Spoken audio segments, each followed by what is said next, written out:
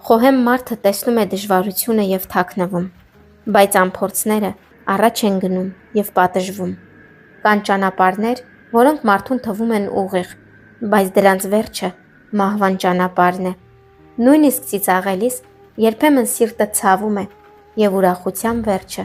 տխրությունն է։ Խրած սիրողը գիտություն է սիրում, բայց հանդիմանություն ատողը տգետ է։ Նա,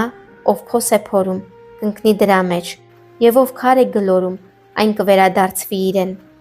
Ավելի լավ է քիչը տիրոջ երկյուղով, քան մեծ գանձը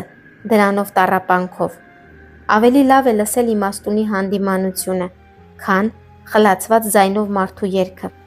Շատերը փնտրում են իշխանի բարեհաճությունը, բայց մարդու ճակատագիրը տիրոջից է։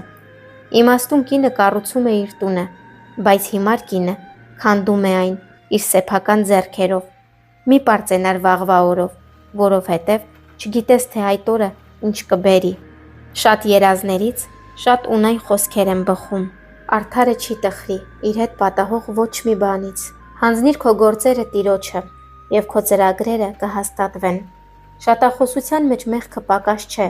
բայց շուրթերը զսպողը իմաստուն է։ Երբ հպարտությունը գալիս է նաև ամոթը, բայց խոնարհների հետ իմաստություն կա։ Մեկ սերունդ գնում է, մյուսը գալիս,